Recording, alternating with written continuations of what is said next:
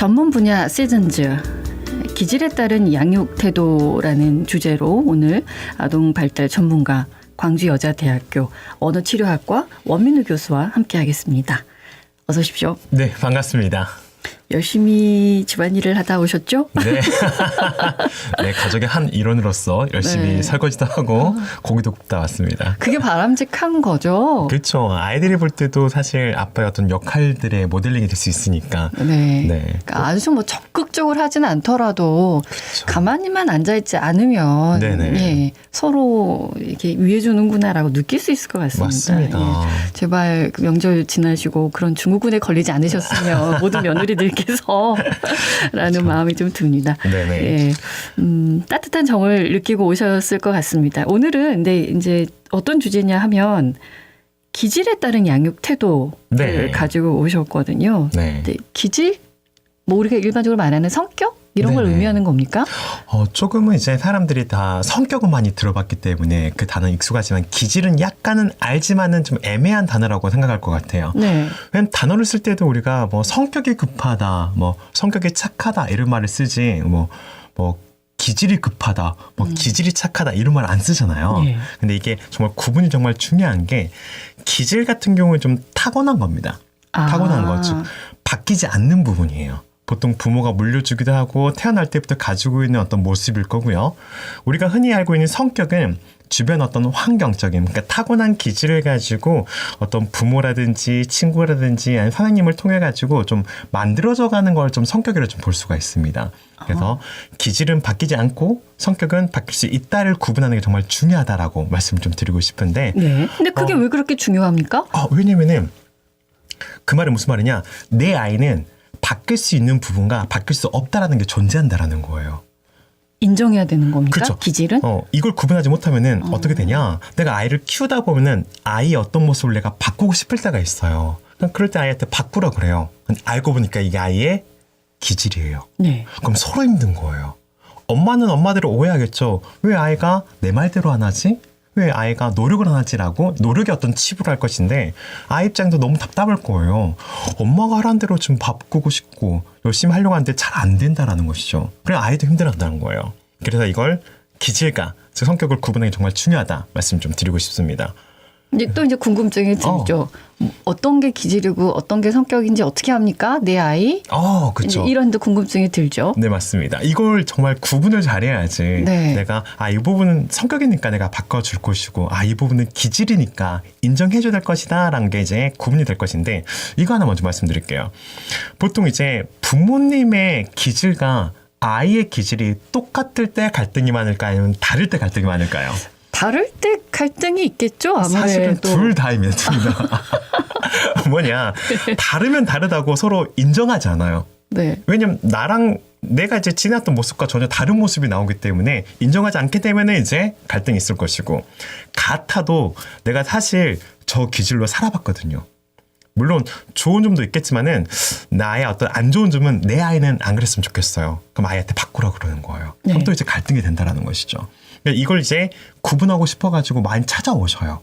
찾아왔을 때 저희가 많이 하는 게 기질 성격 검사라고 있습니다. 검사할 수 있는 게 있군요. 맞습니다. 그래서 이 기질 성격 검사는 정말 세계적으로 유명한 검사로서 우리나라뿐만 아니라 전 세계적으로 사용하는 건데요. 이걸 하게 되면은 이제 기질적인 부분, 좀 타고난 부분과 그리고 성격적인 부분을 같이 나올 수가 있는데 이때 보통 이제 저를 이제 상담하는 분들이 아이 것만 알려고 그래요. 아이만 좀 검사해 주세요라고 하는 경우인데 저는 무조건 부모랑 아이랑 같이 해야 된다고 말씀드리는 부분이에요. 중요한 것은 내가 아이를 이해하고 아이를 인정하려면은 나부터도 나 스스로도 이해할 수 있어야 되고 나를 인정할 수 있어야 돼요. 나를 잘 이해하지 못한 상태에서 아이만 이해한다? 이건 힘들다라는 것이죠. 예. 그렇군요. 네. 조금 더 알려주시겠습니까? 네. 예. 예를 들자면 좀 이렇게 볼 수가 있을 것 같아요. 그러니까, 한 이제 쌍둥이 부모님께서도 오셨단 말이에요. 오셔가지고, 아니, 똑같은 뱃속에서 똑같은 부모가 똑같은 거 먹여가지고 키웠는데 왜 첫째는 활발하고 왜 둘째 같은 경우에는 아이가 많이 부끄러움도 타느냐라고 봤을 때 궁금해요. 왜 맞아요. 그러는지요. 자, 보니까 기질은 유전적으로 사실 50%로 부모가 물려준다고 알려져 있습니다. 그러니까 100%다 물려준 게 아니라 50%만 물려주는 거예요. 그러니까 50%는 이제 어떤 내 유전자가 아니라 내 뭐 할머니, 할아버지 주변에 있던 그 윗세대의 어떤 유전자가 아이한테 갈 수 있다라는 겁니다. 네. 그렇기 때문에 똑같은 뱃속에 낳았다 하더라도 기질이 다를 수가 있더라. 그리고 아까 성격적인 부분은 주변에 어떤 상호작용이잖아요. 그러다 보니까 아무래도 우리가 아이를 대할 때 활발한 아이 대하는 것과 좀 소극적인 아이 대하는 게 좀 다를 거잖아요. 이런 모습으로 인해서 아이들이 더 다르게 커질 수 있는 환경이 다르다라고 말씀을 좀 드리고 싶습니다. 이런 검사는 언제 하는 게 좋습니까? 너무 좋은 질문인데요. 일단은 검사 자체가 할 수 있는 나이가 만 3세 이상부터 가능합니다. 그러니까 이전에는 기질을 파악할 수가 없다는 거죠. 왜냐, 아이의 어떤 이제 예를 들어 이겁니다. 만 2세의 아이들은 대부분 다 활발할 거예요. 그러니까 네. 발달적으로 원래 활발할 수가 있다라는 거예요. 그러니까 만 3세 이전까지는 이 친구가 진짜 어떤 발달적인 과정에서 이런 모습인 건지 기질적인 부분인지를 구분하지 못한다는 거예요. 부모조차도. 그렇기 때문에 최소 나이가 만 3세부터 하는데 사실은 만 3세도 이제 대략은 할 수 있지만은 신뢰도는 약간 낮다라고 볼 수가 있습니다. 왜냐면 부모가 조금 아이에 대해서 잘 파악이 어려워하신 분들이 있기 때문에 그래서 많이 권장해 있는 시기는 사실은 만 5세를 권장해 드립니다. 만 5세가 되면은 확실하게 아이도 잘 보여요. 그리고 아이가 자기 성격도 분명히 드러내고 자기 기질도 잘 드러내기 때문에 부모가 파악이 쉬워집니다. 어느 정도 큰 상태에서는 어떻습니까? 너무 좋죠. 더 10대도 좋죠. 괜찮고요. 그렇죠. 이 검사 자체가 너무 잘 되어 있는 게 나이대별로 나눠져 있어요. 그러니까 3에서 초등학교 들어가기 전까지가 검사가 나눠져 있고요. 그리고 초등학교 때 검사가 나눠져 있고 그리고 중고등학교 나눠져 있고요. 성인도 나눠져 있습니다. 예. 그래서 이제 어린 3세부터 성인까지 다 할 수 있기 때문에 사실 어느 때나 하는 게 좋고 예. 보통 권장을 할 때는 저는 보통 이제 만 5세 때 한 번 했다. 그러면 초등학교 들어가서 한 번 더 하길 권장을 합니다. 예. 왜냐하면 기질은 안 바뀌지만 성격은 상황에 따라서 아이가 초등학교 가서 바뀔 수 있기 때문에.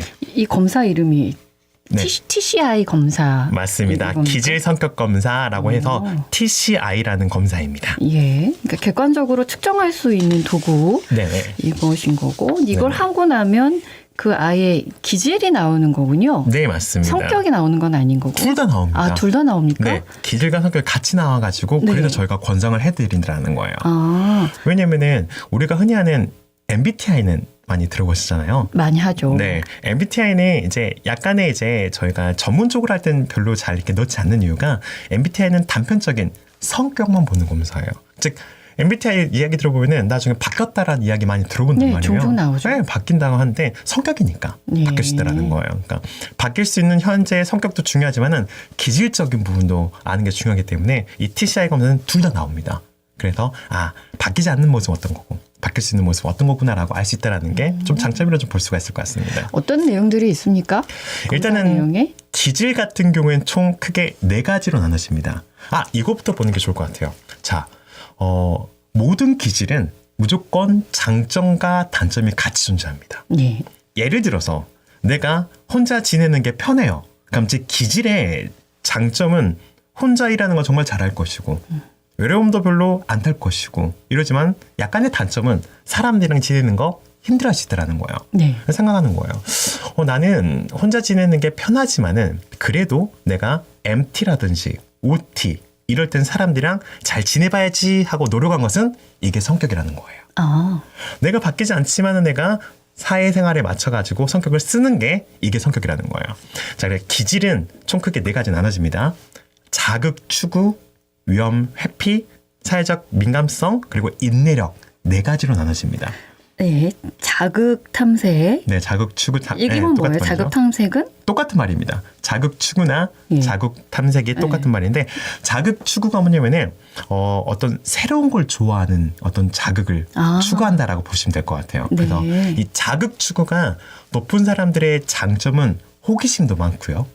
에너지도 많고 네. 새로운 거에 도전도 잘합니다. 하지만 약점은 좀 지루하거나 같은 거 반복하고. 네, 반복적으로 싫어한다는 거예요. 그런 네. 걸 좀 싫어합니다. 아. 자, 또 이제 반대로 이제 이 자극주고 낮은 아이들도 있을 거 아니에요. 네. 이 친구들은 좀 지루하거나 반복적인 거 정말 잘해요. 하지만 변화를 싫어합니다. 항상 했던 거 좀 그대로 되길 원한다는 것이죠. 그럼 두 번째 이제 위험회피 기질이라는 게 있습니다. 예, 위험 회피. 네, 위험을 피하고 싶은 기질이에요. 이게 높냐 낮냐인 거죠. 위험회피가 높은 아이들의 장점은 항상 준비를 잘하고 있습니다.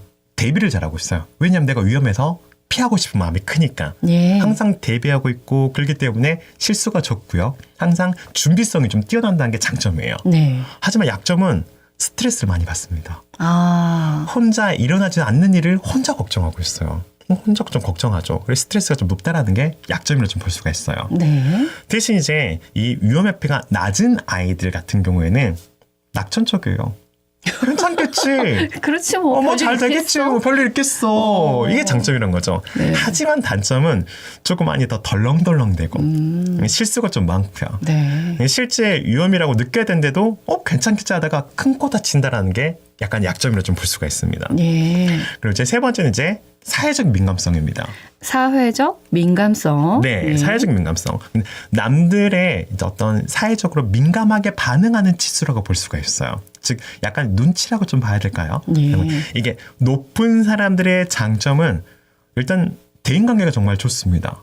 왜냐면은 저 사람 뭘 지금 필요하겠구나, 저 사람 지금 뭘 싫어하겠구나, 내가 계속 민감하게 반응하고 있거든요. 네. 그러니까 장점은 대인관계가 좋은데 약간의 약점은 일단은 타인 중심이에요. 아, 내가 뭔가 하고 싶은 게 있다고 하더라도 저 사람이 싫대요. 하면 그래 안 하고 말지. 이게 좀 약점이라 좀 볼 수 있겠고요.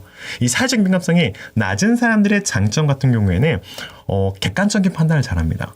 즉 남들에게 휘둘리지 않고 나 이거 맞는 것 같아. 그것들을 밀고 나갈 수 있는 힘이 있다는 것이죠. 네네. 근데 약점은 약간 좀 대인관계가 좀 차갑기도 하고 내 중심이란 얘기죠. 그렇죠. 약간 네. 눈치도 없고 좀 이런 모습이 좀 약점이라 좀 볼 수가 있습니다. 네. 마지막 이제 인내력 같은 경우에는 내가 인내력. 네, 인내력. 눈앞에 보이는 어떤 보상을 꾹 참고 버틸 수가 있는 그런 힘을 말하는 거예요. 얘는 장점만 있을 것 같은데요? 이것도 역시나 장단점이 존재합니다. 네. 자, 일단은 이 인내력이 높은 사람의 장점은 정말 눈앞에 보이지 않더라도 끝까지 잘 참아요. 참기 때문에 우리가 흔히 예시를 들면은 수능 같은 거 내가 몇 년을 정말 준비해가지고 결과를 이뤄내는 것을 잘 버티고 할 수 있다는 거예요. 하지만 단점은 처음 정했던 방식을 완벽주의처럼 하려고 하다 보니까 스트레스를 또 이 사람도 많이 받아요. 그리고 처음 정했던 방식을 좀 안 바꾸려고 해요. 그러니까 중간에 또 효율적인 방식이 있으면 바꾸려고 했는데 처음 있던 또 고집적인 모습을 안 바꾸려고 한다라는 게 약간 약점이다라고 볼 수가 있는 거죠. 융통성이 낮군요. 그렇죠. 융통성이 좀 부족하죠. 맞습니다. 네. 네, 이 인내력이 낮은 사람들의 어떤 이제 장점은 목표가 바로바로 바뀌는 상황에서는 바로바로 잘 적응을 해요. 하지만 이제 단점 같은 경우에는 좀 진득하게 버티는 힘이 좀 부족하다라는 것이죠. 그래서 중요한 거. 자, 어쨌든 인내력이 사실은 좀 공부랑 네. 조금 연결이 되는 느낌이잖아요. 네. 자, 인내력은 성격인가요? 아니면 기질인가요? 지금 다 기질 얘기하고 있어서 네. 기질이겠죠. 그 말이 무슨 말이에요? 안 이럴 수가. 공부는 타고난 겁니다. 이럴 수가. 정말 중요한 이야기인 겁니다, 이거. 아, 그렇기 때문에 사실 이제 기질적인 부분에 공부를 얘기할 때 근데 해가지고 뭐 인내력이 낮다 해가지고 공부를 못하는 거 아니에요. 그렇죠. 어느 정도는 끌어올릴 수 있겠죠. 그렇죠. 전략이 다른 겁니다. 한마디로 인내력이 높은 친구한테는 장기 목표를 부모가 잘 잡아줘야 될 것이고 왜냐면 이 친구가 처음 준비를 하면은 그 준비를 가지고 끝까지 갈 거니까 이 처음 세팅을 잘해야 될 것이겠고요. 이제 인내력이 낮은 친구들은 단기 목표에 강한 친구들입니다.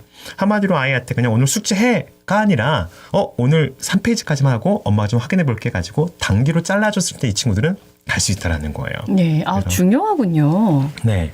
각각의 제 어떤 기질의 어떤 장단점을 잘 파악하고 그걸 이제 단점을 봐가지고 단점을 고치려고 하는 게 아니라 네. 장점을 더 잘하게 하려고 부모가 노력을 해줘야지 그 중요한 포인트다라고 말씀을 드리고 싶습니다. 네. 지금 TCI 검사상에 4가지 기질 유형이 나올 수 있는데요. 네네. 자극 탐색, 위험 회피, 사회적 민감성, 인내력 이렇게 4가지를 알 수 있다고 합니다. 저희 MBTI 처음에 나왔을 때 너무 재밌어가지고 막 얘기했었던 기억이 나네요. 이 또한 재밌네요. 맞습니다. 네. 예, 지금 4가지 기질 말씀해 주셨고 이제 그렇다면 이제 성격 측정할 수 있는 거 네. 이것도 TCI 검사로 알 수 있다고 말씀하셨죠? 맞습니다. 네, 뭐 있습니까 이거는? 근데 이제 성격의 개념에서 중요한 건 이게 있어요. 네. 아까 이제 그 기질은 높거나 낮거나 각각의 장단점이라고 말씀드렸잖아요. 예. 근데 성격은 약간의 좋다 나쁘다, 즉 미성숙이라는 개념이 존재합니다. 아, 즉 성격이 성숙하냐, 성격이 미성숙하냐라는 게 개념이 있다는 거죠. 즉, 아까 기질은 각각의 장단점이지만 성격에서는 낮으면은 약간 조금 안 좋다라고 봐야 된다. 안 좋다라고 봐야 되는 것이죠. 좀 더 이제 가르쳐서 알게끔 해줘야 되는 거군요. 그렇죠. 좀 올려줘야 되는 거예요. 네. 자, 두 가지를 가지고 분석을 합니다. 첫 번째 자율성, 두 번째 연대감이라는 거예요. 자율성은 내가 혼자 생각을 하고 혼자 선택을 하고 혼자 행동하고 그걸 책임을 지는 걸 말하는 겁니다. 그러니까 자율성이 높아야지 성숙한 사람이라는 거예요. 네. 연대감은 다른 사람들의 마음을 공감하는 걸 말하는 겁니다. 공감 능력이 높아야지 그리고 다른 함께 하려고 노력을 해야지 성격적으로 성숙하다라는 거예요. 너무 중요한 것들인데요. 자율성도 네. 그렇고 공감 능력도 그렇고 연대성도. 네, 그래서 한번 예시를 들어드리면은 자 아까 자극추가 높아요. 이 친구가 하면 이제 즐거움을 잘 추구하겠죠. 새로운 거 좋아하고 즐거움을 추구한 사람이 자율성이 높아야 내가 즐거움을 추구할 때 이걸 책임을 질 겁니다. 근데 자율성이 낮아요. 예. 그럼 내가 즐거움을 추구할 때 책임은 지지 않아요. 즉 놀기만 치는 놀지만은 정리를 안 할 겁니다. 자, 연대감이 높아야지 사람이 즐거움을 추구할 때 내가 다른 사람을 고려해가지고 즐거움을 추구할 거예요. 무슨 말이냐? 나는 즐겁지만 저 사람은 싫어할 것 같아. 그럼 내가 참을 건데 연대감이 낮으면은 나만 재밌으면 되지. 나만 즐거우면 되지. 라고 생각한다는 것이죠. 또 하나 더, 아까 유어메피는 좀 걱정하는 거라고 말씀드렸잖아요. 네. 걱정이 이제 높은 사람, 유어메피가 높은 사람이 자율성이 높아야지 내가 걱정하면서도 내가 결국은 움직여가지고 해결을 볼 겁니다. 예. 근데 자율성이 낮으면은 걱정만 하다 그냥 끝나요. 해결은 하지 않습니다. 연대감이 높아야지 내가 걱정을 할 때 이 걱정이 남들도 다 같이 안전해지는 방법을 찾을 거지만은 연대감이 낮잖아요. 그럼 나만 안전하면 되지. 나만 괜찮으면 되지. 해가지고 이기적으로 바뀐다는 것이죠. 세 번째 아까 사회적 민감성. 예. 다른 사람 신경을 많이 쓸 때 자율성이 높아야지 그래도 신경 쓰는 가운데 내 거 지켜요. 네. 내 거 지킨데 네. 자율성이 낮으면은 내 거 못 지킵니다. 끝까지 휩쓸리기만 해요. 끌려다니기만 한다는 것이죠. 연대감이 높아야지 내가 남들 신경 쓰면서 저게 이해가 될 거예요. 아, 저 사람 저러니까 그렇겠구나 이해될 건데 연대감이 낮으면은 저 사람 대체 왜 저래? 왜 저렇게 생각하지? 신경은 많이 쓰이는데 공감이 안 되니까 대인관계에서 너무 힘들어한다는 것이죠. 그래서 성격이 조금 중요합니다. 정말 이럴 수가. 그러니까 기질은 변하지 않는 거니까 일단 알고 있어야 되고, 근데 그렇죠. 기질과 성격이 아예 분리된 게 아니라 둘이 같이 가는 거잖아요. 네, 맞습니다. 그러니까 성격 자체를 교육을 시켜줘야겠어요. 맞습니다. 네, 어떻게 해야 돼요? 그래서 네. 사실 이제 우리가 쭉 왔던 그런 양육 태도가 아이의 발달에 영향을 미친다라는 게 결국 네. 내가 얼마나 지지를 잘해주고 얼마나 설명을 잘해주고 얼마나 성치 않게 주고 간섭, 처벌을 내가 적절하게 해야지 자율성과 연대감이 높아집니다. 그래도 조금 쉬운 방법을 말씀드리면은 자율성은 사실 아이한테 가장 좋은 방법은 이겁니다. 아침에 일어났을 때 목표를 하나 심어주는 거예요. 목표. 오늘은 너가 집에 갔다 오게 되면은 옷 정리는 너가 하자라는 목표를 정해줍니다. 그걸 아이가 쉽게 달성할 수 있게 시각적으로 보여줘야 되겠죠.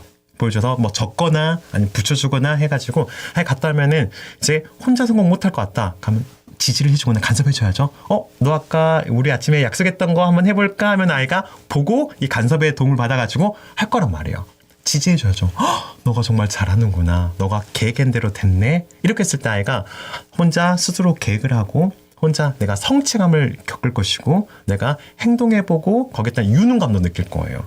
자율성은 이게 가장 좋습니다. 네. 아이한테 조그마한 할 수 있는 목표부터 설정해주고 나서 성공하게 부모가 도와주고 칭찬까지 해주는 게 정말 좋다라고 네. 말씀드렸고 연대감 같은 경우에는 사실은 저희가 아이 메시지 즉 부모가 아이한테 감정을 많이 들려줘야 된다라고 말씀드려요. 네. 무슨 말이에요? 자, 아이 메시지 반대말은 유 메시지입니다. 예. 유 메시지는 아이가 정리하라 그랬어요. 아이가 정리 안 해요? 너 왜 정리 안 해? 너 왜 말 안 들어가? 유 메시지. 아이 메시지는 나로부터 시작되는 거예요. 엄마가 정리하려 했는데 아직 정리가 안 됐네. 엄마 조금 서운하다. 엄마 좀 속상하다. 엄마 조금 답답하다. 한번 정리 한번 해줄까? 해가지고 나의 감정을 들려주는 것이죠. 네. 그러다 보면 아이가 내가 이런 행동할 때 타에는 이런 감정을 이제 겪겠구나라고 아이가 이게 감정이 공감이 된다는 거예요. 네. 이때 유의사항 예. 부모님들이 혼낼 때만 아이 메시지 사용하십니다. 나 속상한데? 그쵸. 뭐 이렇게, 네. 칭찬한 것도 필요한 거죠. 너가 오늘 동생한테 양보를 잘했다. 엄마 너무 기특하다. 너 오늘 혼자 스스로 정리 잘했네? 아, 너무나 대견스럽다. 즉 아이가 잘한 것에서도 나의 감정을 잘 표현해줘야지 아이가 감정을 다채롭게 이해할 수 있다라고 볼 수가 있겠습니다. 총체적으로 오늘 정리해 주신 시간이 됐습니다. 그동안에 매주 저희가 하나씩 주제 정해서 설명을 좀 해주셨는데 또 듣지 못한 분이 계실 수 있어서 항상 중요했던 거는 너무 과하지도 너무 낮지도 않게 중간적인 역할을 해주는 게 좋다고 말씀을 하셨었고 또 칭찬을 하더라도 과정을 칭찬해 주시는 게 좋다고 그동안 말씀을 하셨어요. 너무 높거나 너무 낮지 않게 중간을 잘 유지를 시키면서 아이와 대화를 하시는 게 좋은데 무슨 말인지 잘 모르시겠으면 지났던 저희 수요일 방송이 있어서 가서 들으시면 도움이 될 거라는 생각이 듭니다. 네. 오늘 참 중요한 내용들을 많이 짚어주셨어요. 네네. TCI 검사 통해서 기질하고 성격, 유형 알아봤고 또 성격이 미성숙했다면 이거는 네네. 반드시 고쳐주셔야 되는 내용이라고 하셨어요. 네네. 좀 더 덧붙여서 말씀해 주실 것들이 있을까요? 그래서 이제 중요한 것은 예. 결국은 이제 아이들은 부모의 거울일 수밖에 없다라는 거예요. 예. 그리고 부모가 건강해야지 아이도 건강하게 키울 수 있는 겁니다. 무슨 말이에요? TCI 검사를 왜 부모에도 권장을 하냐? 부모도 미성숙하게 낳을 수 있기 때문에 그렇습니다. 그럼 우리 같은 어른도 내 성격이 좀 미성숙됐으면 고칠 수 있을까요? 그렇죠. 고칠 수가 있는 것이죠. 이제 그런 부분 같은 경우에도 이제 기질마다 어떤 코칭이 좀 다르겠지만 사실은 네. 아이랑 별반 다르지 않습니다. 내가 자율성을 높이고 싶어요. 혼자 일어나가지고 나 혼자 어떤 목표를 잡는 거죠. 다이어리에다가 하고 내가 혼자 노력해서 성공 한번 해보는 거예요. 유능감 느껴보는 겁니다. 그래서 내가 생각한 대로 되는구나라고 느껴봐야 될 것이고 특히 성인 같은 경우 자율성이 낮다. 그럼 조그마한 선택부터 혼자 선택해봐야 됩니다. 가장 많이 선택 못하는 거 너 뭐 먹을래? 아무거나. 아무거나는 안 되는군요. 그렇죠. 그렇죠. 교수님 연대감은 어떻게 높입니까? 공감대 낮은 사람들이 꽤 있습니다. 맞아요. 네. 자, 일단 연대감은 사실 주변에서 도와줘야 돼요. 주변에서 나를 많이 공감을 해주고 내 감정을 많이 읽어주는 사람들이 있어야지 내가 감정에서 풍성해집니다.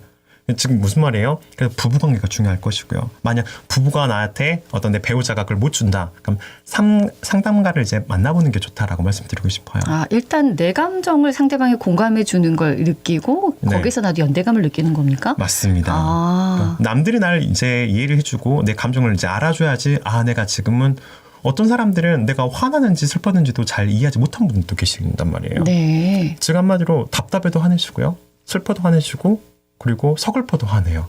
즉 내 감정을 잘 인지하지 못하기 때문에 몇 가지의 감정으로 이제 퉁쳐버리는 경우가 있다는 것이죠.